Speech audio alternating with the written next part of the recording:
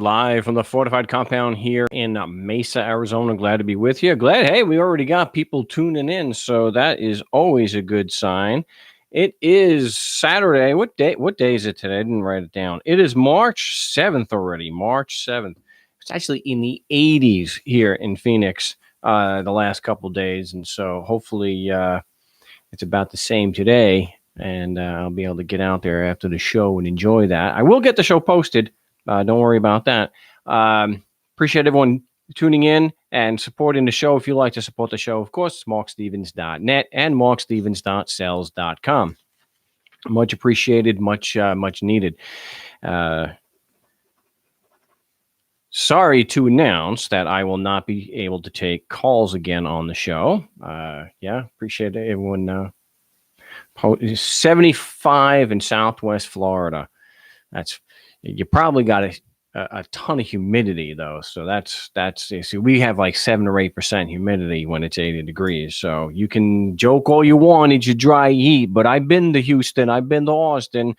I've lived in Georgia. I know what it's like when it's 90 degrees and 80% humidity. It's a hell of a lot worse than 110 at 6% humidity or 7% humidity. So yeah. But you can put comments and questions into the chat here on YouTube, and you can also Skype me at Frank Rizzo 3. That's Frank Rizzo with the number 3. And I will respond to those on the air. So again, I apologize for that, but hey, what can you do? I have some other things that, prepared. So, but again, if you got questions or concerns regarding the subject matter of the show, and I called the show today, advanced corruption, and I'll get into that in a bit. I want to just report on this. I think this is some biased reporting here. I think some things were taken out of context. But it's from the Halifax Examiner, and it says police union says cops can't do their job without beating up black people. I don't think they actually said that, but I see a similar situation here where they're saying the Halifax's, and this is of course in Nova Scotia, Canada, I actually have family that originally came over from Ireland or Scotland and had settled into Antigonish, which is not too far from Halifax. So they're lashing the police union. We know the police unions are pretty bad. Lashing out after 2 of their members face scrutiny for assaulting a black youth. On Monday, the union that represents Halifax police officers leaked an email to CBC complaining that Chief Dan Kinsella placed the officers who assaulted a 15-year-old black teen, leaving him with a concussion, bruising, and injuries on his hands on administrative leave. And so Dan Steinberg, the president of Halifax Regional Police Association, told CBC that morale is probably the lowest I've seen it in 30 years. I don't necessarily think that I haven't read the whole, they don't have the email. They don't have that available, but I don't think they're actually saying that the police are telling us they derive morale from beating up black children, or at least from getting away with it. I'm pretty sure they enjoy doing that, some of them, and they certainly enjoy the privilege of being able to get away with it. But I don't think that's necessarily what they're saying. I see a parallel to what happened here in Mesa, and I reported over the summer about the police chief of Mesa after reviewing some video of someone getting a living crap beaten out of them. Actually taking a stand. Well, of course, the police union jumped all over him, and he eventually resigned just not too long ago. So we can see many times, it's the all cops are bastards meme, that there are some cops that try to do the right thing or make it appear as if they're doing the right thing, and whistleblowers, whether they're police or in a private corporation, like a hospital or something, whistleblowers are treated pretty badly. So anytime a police officer, I'm trying to be as fair as possible and put as much context in as we can, because you look, most like anybody, police have a family, a lot of times they have a family that they support and they go home and beat on a regular basis. Because police officers have a far higher rate of domestic violence than regular people. And they're concerned for their job, their mortgage payment, their kids, their insurance and whatnot. So, like most people, they're going to be, I would say, because of those elements, that they're not really willing to blow the whistle.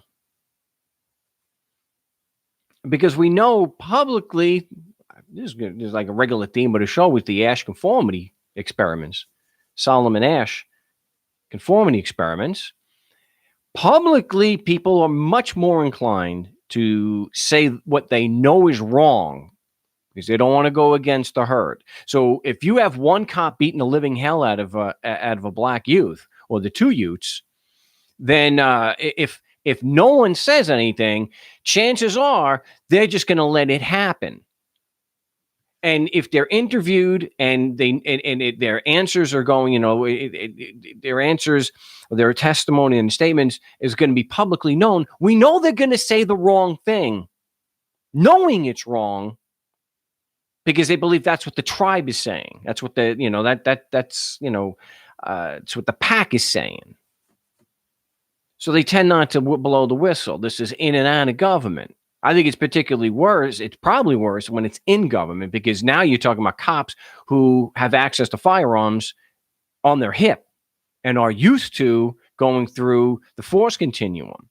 So if you do some research and you just do a couple of searches, you'll find out really fast that whistleblowers at police departments are brutalized. And I'm not saying it's always like Frank Serpico, who doesn't even live in the United States anymore. I don't think he's lived in the United States for decades. He was actually shot by one of his own guys because he was a whistleblower. But cops tend to get brutalized when they step out of line. So that's what happened, I think, here, where the police chief was doing something to try to hold these cops accountable. So here you've got a police chief, Dan Kinsella, who appears to want to do the right thing, and the union comes out against it. Well, morale is the lowest I've seen in 30 years. It's actually getting worse. Is there a link to that they actually want to go beat up? I think that's taken too much license there. Again, I don't see the leaked email here in the article, so I can't say. For some reason, they didn't link that. So it might be a leap in logic there. You got to be skeptical about it. Unless the evidence is there, I'm not going to believe it. Which brings me to, you see, cops doing that, for the most part, police officers get away with what they do. Even on video, most of the time they kill one of the plebes, one of the people, little guys like us. Most of the time, they get away with it. Cops can lie on the stand against you, get away with it. But not always. There are cops that have been put on trial for murder. I reported that in the last show or two. We know that Slager in South Carolina is sitting in prison for the better part of his life now. It's a federal pen, but they wouldn't convict him at the state level. So it reminds me of Lon Hierrucci, who was the sniper who shot in the head and killed Vicki Weaver as she was holding a baby. And after all those years of the state authorities, the prosecutors trying to prosecute him, because that's premeditated murder. A sniper hitting a woman in the head with a baby, that's clear cut, that's murder. There's no doubt as to the facts. He killed Vicki Weaver as she was holding her baby. She posed no threat whatsoever to him or anyone else, and he murdered her. And they tried, at least they made it look like this, to have him prosecuted. It went on for years. And they said, oh, he was going in the course of his duty and he's got immunity. He's got all this. He's got this. He's got that. After all those years of fighting the feds so that they could get an indictment against this guy, once they got the green light from the federal court, they declined to prosecute. You and I, we park in the wrong spot. And they will fight like a caged animal to get your money. He murdered a woman. He murdered a woman. He wasn't the one that killed Randy Weaver's son, though. I don't know if we ever had his name released. Shot this, he murdered this woman, got away with it. Got away with it. The point is, cops sometimes are held accountable. Sometimes they can commit their crimes in broad daylight. They could do it on video. They can do it on video and then lie and get away with it. Well, like with Epstein. Well, it was the damnedest thing. It was the damnedest thing, Your Honor. The server got wiped out by accident. Oh, okay. That's not going to be a contempt of court, destruction of evidence. No, well, it just happened. That happens. Again, you and I park in the wrong place. They go to the mat. They don't care. They will do what they got to do to get your money. And they cry about, to protect the public. Really? Vicky Weaver had her head blown off. Hey, we have the green light to prosecute. Hey, let it go. He learned his lesson. But that's not advanced corruption. Because cops are sometimes held accountable. Hell, my gosh.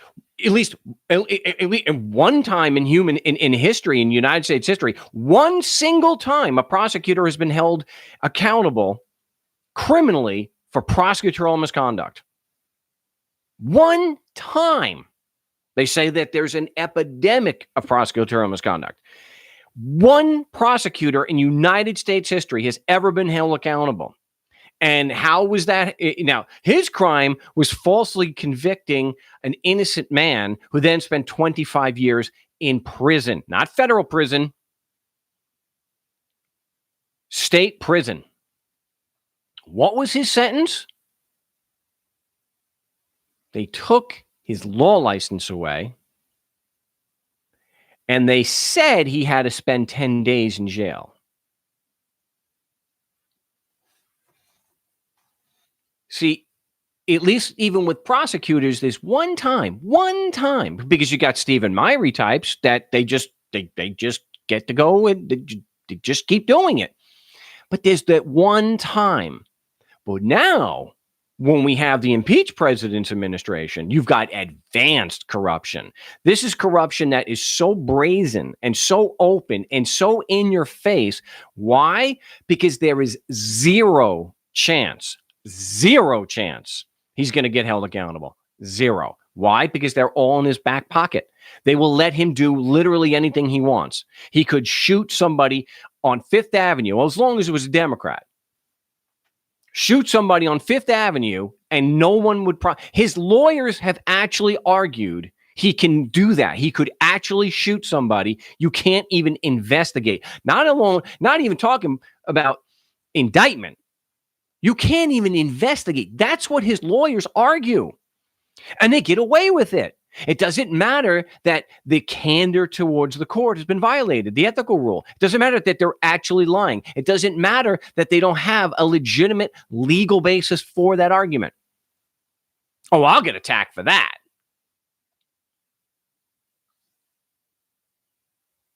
But they get away with it. That's what I mean by advanced corruption. So we have an example here where the background is BuzzFeed News is doing a FOIA to get the unredacted Mueller report. See, and again, this is the advanced corruption. You've got the fixer, Bill Barr, whose father gave Jeffrey Epstein his first teaching job without a college degree. Without a college degree, gave him a teaching job. Yeah, why not? Who goes out and deliberately misrepresents the Mueller report, saying that it completely exonerated the impeached president. Well, he wasn't the impeached president at the time, but that the Mueller report totally exonerated him. Took 4 pages, not a complete sentence from the entire 400 some odd pages, not a full complete sentence cited. Completely exonerated. And then there's nothing that's going to happen. Well, he can be voted out. Okay. Well, if I lose my job, if I commit a crime and I lose my job, I'm still going to get prosecuted. Not so with advanced corruption. See, because what they've got now, you've got an impeached president that, despite all the scientific data, just turns around and says he has a hunch. He has a hunch that the numbers are not nearly as high for the coronavirus infections, or the corona flu, as he calls it. And they've got us so polarized that even when he admits, even when Bill Barr is on national television, he's got a written document that you can now compare to the redacted Mueller report, and you can see he was completely full of crap. And instead of having the public, having most people saying, my God, these people are corrupt. Holy crap. They have them screaming. Instead, you've got two sides. One that sees these people for what they are, and then the other side who is screaming fake news. The guy admitted it. It's all in writing. Fake news. Fake news. I mean, they've got people so divided, and they can just sit back and they can laugh because they're doing literally whatever the hell they want. These are just things that we hear about. You've got one side saying that the other side are retarded, that they're mentally ill. And then even when you confront them with the facts, I don't care. Or they say that's fake news. Or they say, you believe what you want to believe. There's no rational discourse with these people. You know, before somebody says not all Republicans, yeah, I'm not saying it's all Republicans. I'm not saying it's all Democrats. I'm talking about how they got people divided. So once again, every election is the single most important election in American history. Got to get out there and vote, because that'll change things. They're just going to keep getting away with it and they just sit back. You keep at each other's throats, keep attacking each other, and they're just going to keep bombing the Middle East. They're going to keep destroying countries' infrastructures, and all the while they're collecting money. I've got people that come in the feed, or people I know, they don't give a damn how vile and how much this administration lies, as long as that stock market's doing good. Nothing else matters. You report that you've got record losses. Fake news. Facts, reason, logic, right and wrong mean nothing as long as that stock market's doing well, as if that's the only indicator of a good economy. So here, I want to go through this. It's a federal judge. What's his name here? It's a Judge Walton. Remember, judges have discretion. They have contempt power. So if lawyers or non-lawyers, if any litigant comes into their court and is lying, they can hold them in contempt. We know that they've done this before, limited amount of times. You've got the Oklahoma office of the United States Attorney, that the entire office was held in contempt. There was a small token fine. It didn't come out of their pockets, came out of ours.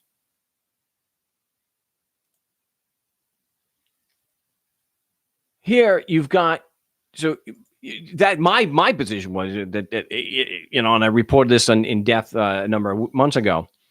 If the judge was serious, it wouldn't have been a monetary fine. They would have hauled him into jail. You know, leave your cell phones at the door. You're going to jail. You get, I'm not concerned. You'll be able to make a phone call. I don't give a damn. But get the whole office right now and throw them in federal jail, a federal pen. Again, we all know judges. If you have a cell phone that goes off, a judge in New York, former judge, thank goodness for that, but a former judge in New York put over 24 people into jail immediately because the cell phone went off. We know that some tyrants in Michigan on more than one occasion have put people in jail for contempt for 60 to 90 days for doing no more than asking a question. Well, that was it wasn't a relevant question. Well, let's say that is okay. Let's just say it's okay to put people in jail for asking a question. Let's not make a judgment on that, whether that's legal or moral or ethical. If that's the standard, why the hell can Stephen Myrie lie to a judge to their face, have it proven he doesn't go to jail? Why is it that the entire office in the United States Attorney's Office in Oklahoma held in contempt, nobody goes to jail? Here's another example. This Judge Dalton, who's a Republican, wrote, the court cannot reconcile certain public representations made by Attorney General Barr with the findings in the Mueller report. Now, just a little more background. They want the unredacted Mueller report. And they did a FOIA, Freedom of Information Act request. Now, the Trump administration, which is the most transparent administration, in recorded history, did the obvious thing you do when you are the most transparent administration. You don't give them the documents. So they made excuses that they couldn't, and so because, and that's being appealed, that's the subject, their reasons why. And that's why it's so important about what the judge is saying here. He's saying what we have been saying for so long, that these prosecutors are grossly dishonest. The court cannot reconcile certain public representations made by Attorney General Barr with the findings in the Mueller report.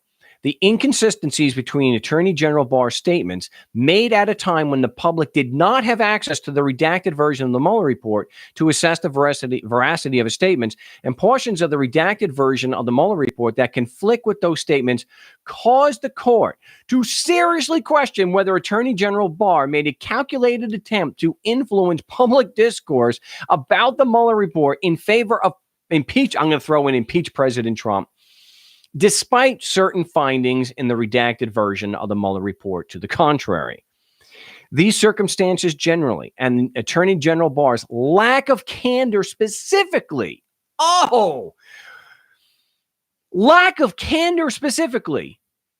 which is a nice way of saying he friggin' lied. That's the son of a bitch is lying. That's what it means in lay terms. Attorney General Barr's lack of candor specifically call into question Attorney General Barr's credibility and, in turn, the department's representation that, quote, all the information redacted from the version of the Mueller report released by Barr, end quote, is protected from disclosure by its claimed FOIA exemptions. So because he's a friggin' lying snake, and by extension, his administration, the judge is now ordering an unredacted copy for his review. So you go through some of the actual, go through the judge's analysis. See, and this goes, just real quick before I do this, when I made mention last week about the logical fallacies, like always, there's got to be people that don't look at what don't listen to what I'm actually saying, and try to read more into it. I was given examples. I said that something is not true just because a judge says so, and that's true. And that it's not. What makes it true is the analysis, the facts, and the analysis. So that may or may not be true. We know that things get overturned all the time. We know that, for example, the separate but equal. Even before 1865, there were the slaughterhouse cases. There were cases where slavery was okay, and the judge gave their analysis. It wasn't. See, the analysis was wrong. So I understand and know, obviously, that when courts make a ruling, that it's usually based on an analysis. When it deals with cases you and I are going through, and they're just ignoring your paperwork or lying, they're not doing it based on an analysis. It's usually one word. The judge here, this is a something like a 23-page or a 20-some-odd page a discussion. So there is quite an analysis here. So if the judge is making a decision that they are not being truthful, he's gotten an analysis and he's basing it on facts. That doesn't necessarily mean it's true. You have to look at you have to look at all the elements of it. But I'm standing by my assertion. Nothing is true just because somebody says it. That's a proof by assertion fallacy. So a judge could turn around and say, your argument is frivolous. That doesn't mean that it is. The judge's analysis, the actual context, the facts, and the conclusion that is drawn naturally from those facts, that is what determines whether it's frivolous or not the proclamation of a prosecutor or a lawyer with a black robe. And no, I'm not giving any legal advice here, and I have not before, not ever have I ever said go into court and argue it's a logical fallacy. That's just, I've never said that. So it's kind of ridiculous to even make that accusation. But hey, it's YouTube. You're going to get stupid comments. So let's look at the analysis that he does here. Just right from the very start, and this is on page 15. What I'm going to do, I'm going to make a copy of this so you guys can go and you can read along with me here in the live version of the No Stay Project. See, yeah, I just put that there. So page 15 is where I'm at.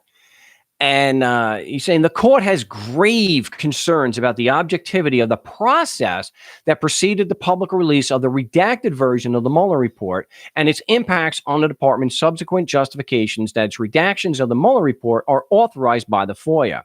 Grave concerns. And I got to point out here, there's two parts to the Mueller report.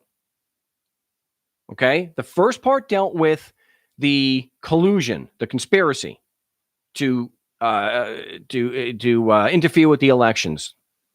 The second part is the obstruction of justice. You cannot look and just read the first part. You've got to go through and read the second. Remember, a lot of this stuff is admitted. So it's not a matter of fake news. It's admitted. That's why I talk about advanced corruption. They can admit it because nothing is going to happen. There were 10 instances. I'm surprised there was only 10. But there were 10 instances of obstruction of justice. The reason why they could not prove or meet a prima facie burden on the collusion, the conspiracy, is because of the obstruction.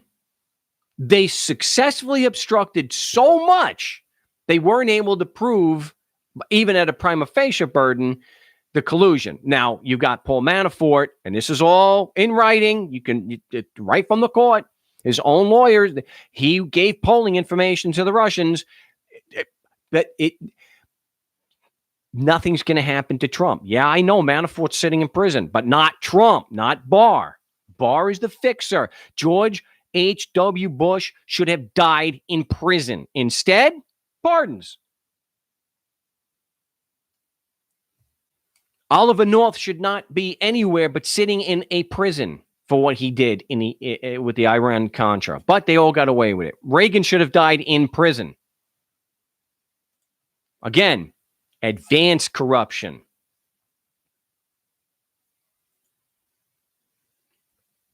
For the reasons set forth below, the court shares the plaintiff's concerns that the department dubiously handled the public release of the Mueller report. Epic's memo, okay.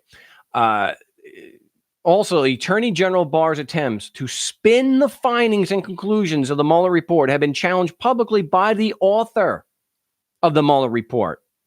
He testified in front of Congress. And I'm not a fan of Bob Mueller, but I'm looking at the facts and what can be confirmed.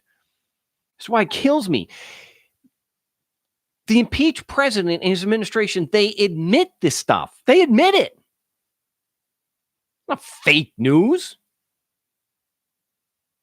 Fake news is when the impeached president gets on national television and says that the death rate, the percentage of death to the coronavirus is well under 0.1. Well under.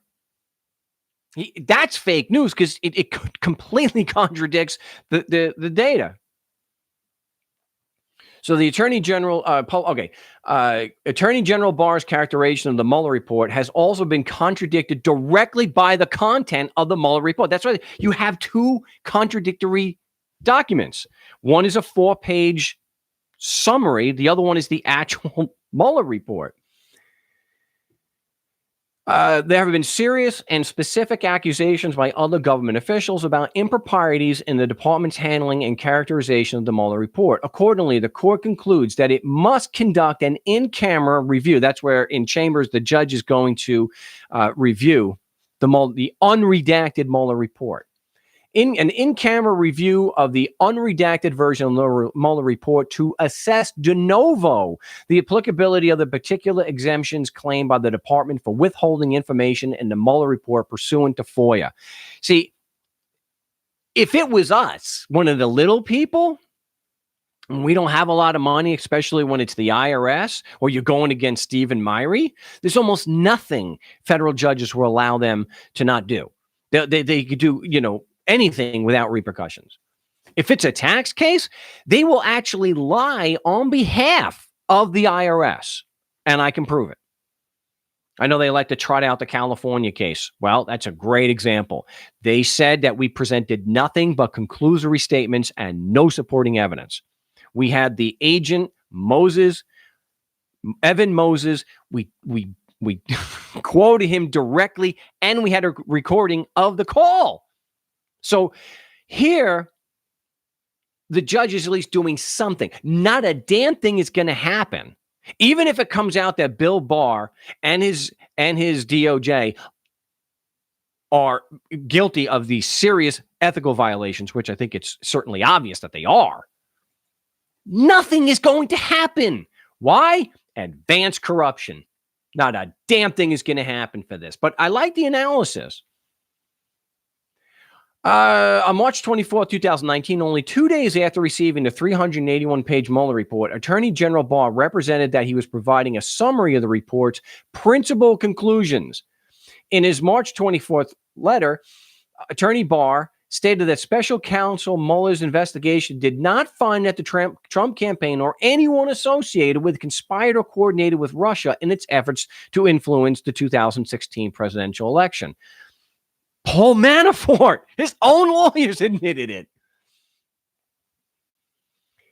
Oh, and that with respect to Special Counsel Mueller's investigation into whether President Trump impeached President Trump, obstructed justice in connection with Special Counsel Mueller's investigation into Russia's interference in the 2016 presidential election, Special Counsel Mueller recognized that the evidence does not establish that President Trump was involved in an underlying crime relating to Russian election interference. However, Special Counsel Mueller himself took exception to Attorney General Barr's March 24th letter, stating that Attorney General Barr did not fully capture the context, nature, and substance of the Special Counsel's office's work and conclusions.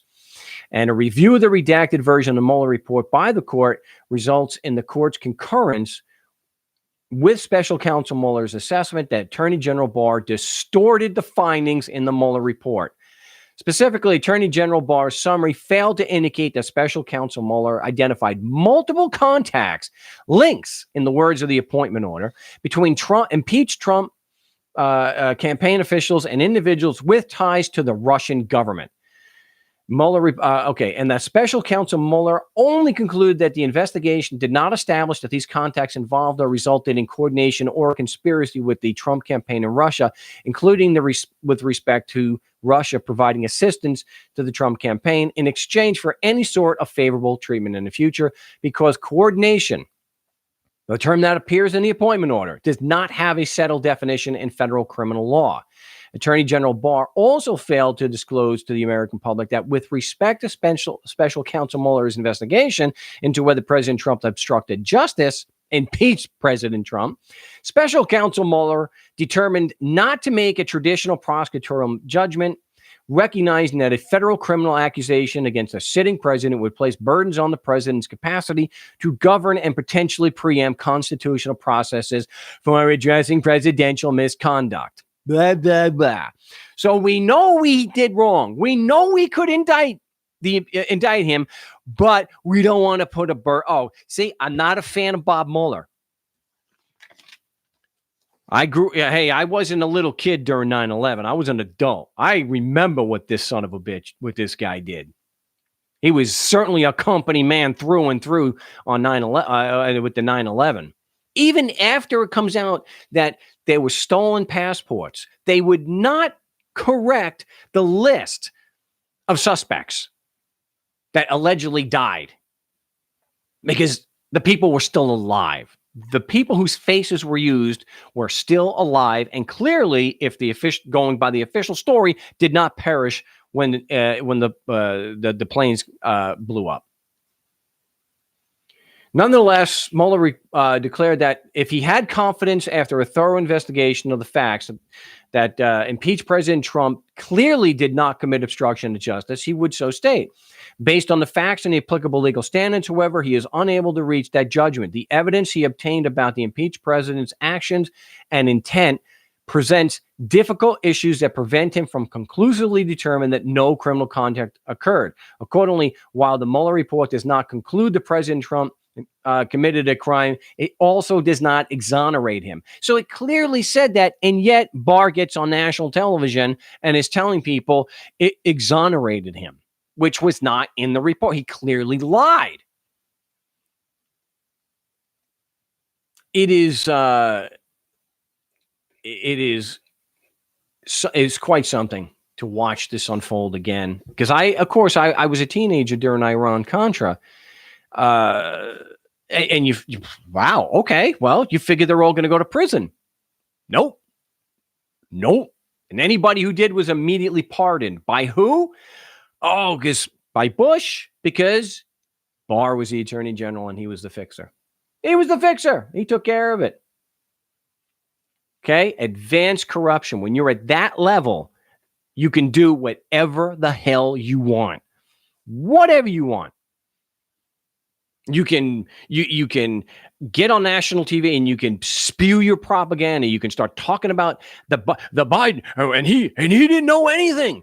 Why was he paid $50,000 a month and he didn't even know anything? Well, what does Ivanka Trump know about being a presidential advisor?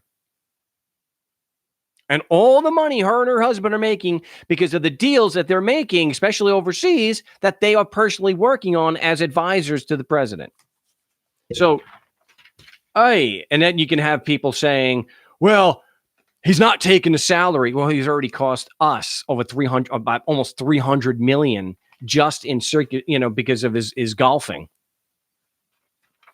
So what's unfortunate here is that even though this judge is saying these things, nothing's going to happen. So it's just, the conclusion is, for the foregoing reasons, the court concludes that it must grant in part and deny without prejudice in part the plaintiff's motions. Specifically, the court must grant the plaintiff's motions to the extent they seek in-camera review of the unredacted version of the Mueller report, and deny without prejudice the plaintiff's motions in all other respects. The court further concludes that it must deny without prejudice. When a court denies something without prejudice, it means it's not eliminating any opportunity to raise the issue again. If it was denied with prejudice, they would not be able to raise the issue again. So things may change in a litigation, and the judge might then allow it, depending on newly discovered evidence or things like that. The court further concludes that it must deny without prejudice the department's motion for summary judgment and directs the department to submit the unredacted version of the Mueller report to the court for an in-camera review. If, after reviewing the unredacted version of the Mueller report, the court concludes that all of the information, if after reviewing the unredacted version of the Mueller report, the court concludes that all the information has been appropriately withheld under the claimed FOIA exemptions, it will issue a supplemental memorandum opinion in order granting the department's motion for summary judgment on that ground and denying the plaintiff's cross motions. On the other hand, if the court concludes after its in-camera review that any of the redacted information was inappropriately withheld, it will issue a supplemental memorandum order that opinion in order that comports with that finding. So, we'll see. I just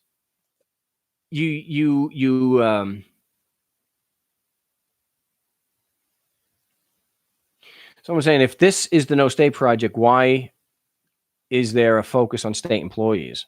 It's just the topic of the day. Talking about advanced corruption and the corruption in general, why we need not to have this kind of organization.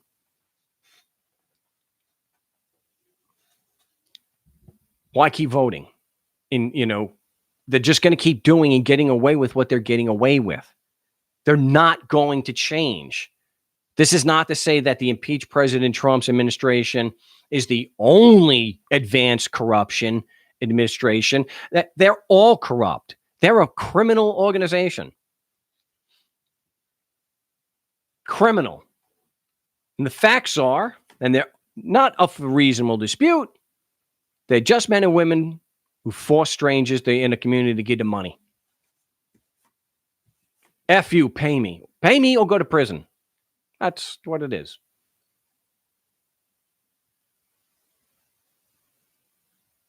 So,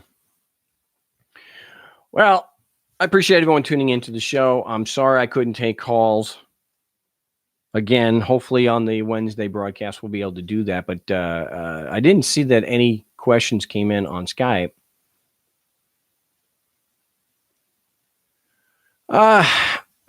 Somebody is asking, why did you ask me if I considered hiring a lawyer? Well, depending on what the circumstances are, that may be a good option. It may be where you can't afford it and you have to ask for them to appoint one to you, at least to have them be standby. Especially when when you go beyond code violations and you start getting into really serious things where they're looking to put you in prison. You want to go about it on your own? If you want to do that, that's great. It's not advice from me. You need to be prepared. These people will lie. They will withhold evidence from you. And even if you can prove that they've withheld the evidence from you, you're going to sit in prison while the appeal goes and plays out. In fact, someone I know who was convicted at the federal level has finally gotten out. And it looks pretty good. Non-entity was at his appeal hearing this week. He's already out. He's already done the time. It took so long for the appeal just to get to the oral argument. He's already done the time. You're not going to do anything to federal agents just because they falsely convicted you. Yeah, you might be able to maintain a Bivens action in 10, 15 years. You might, get a judgment. Cost you a small fortune, or at least in your time if you're doing it yourself. But going into court is not to be taken lightly. And I have never told anyone or even suggested that it was a cakewalk. I have gone out of my way to say you are dealing with a criminal organization. Stephen Myrie, for example, withheld over 600 documents. He withheld evidence from the defense that the FBI said the bunnies were not a physical threat, that they were not dangerous. My gosh, how that undercut the prosecution's case, and he withheld it. It's amazing the judge did anything and threw at all, let alone that the judge threw out the complaint. This is no joke. You got Larry Krasner, who's a decent prosecutor in Philadelphia, who's already exonerated 9 people that were falsely, convicted. But it takes time. These people will do whatever they have to do to convict you. They don't care, because Ken Anderson is only one in history that's ever been held accountable to any degree. So they know they're going to get away with it. So they will do and say whatever they have to do to get you convicted. Because even if you win on appeal, you're going to do the time. So it's very important that you make a very well-informed decision on whether you want to defend yourself. I will point out,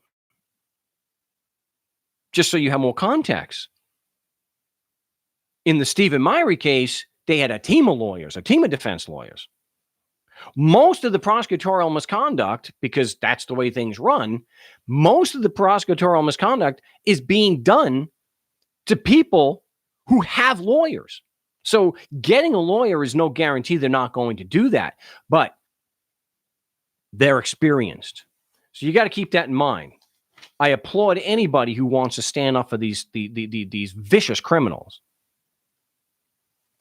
But at that same time, you got to know the option is available. And for some people, it's a damn good option, or it's a better option, because some people don't know what the hell they're doing. They can't speak in public. They choke. They call the show, not today, but and they talk to me and they choke. These people cannot defend themselves. So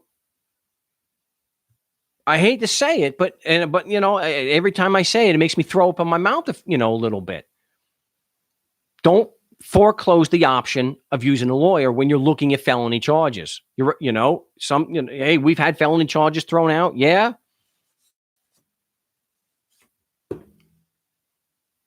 But this is not an easy thing.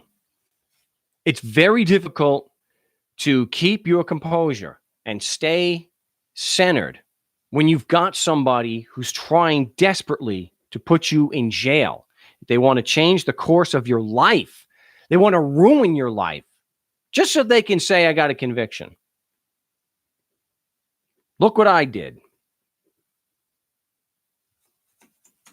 So you got to be smart about it. They pull this horrible stuff and withholding evidence.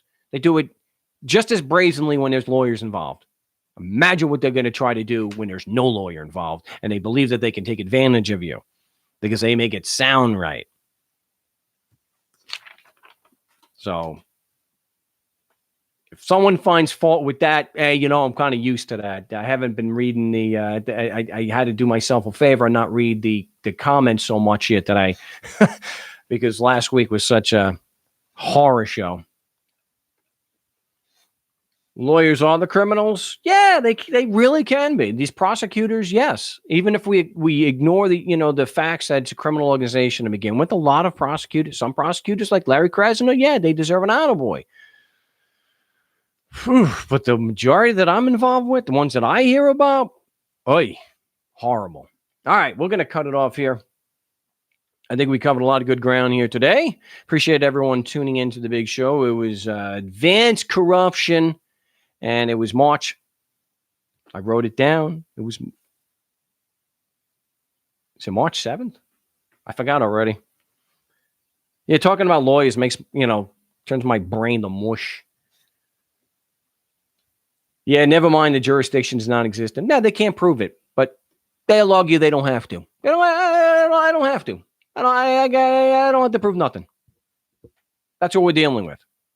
That's why the concept of rule is a ruling class. It has no merit. No merit. Maybe we could discuss that more in the on the next show. But I will be live on the Wednesday show. So hopefully I got the call line straightened out there and we can get calls. But hey, listen, till then, salud a tutti.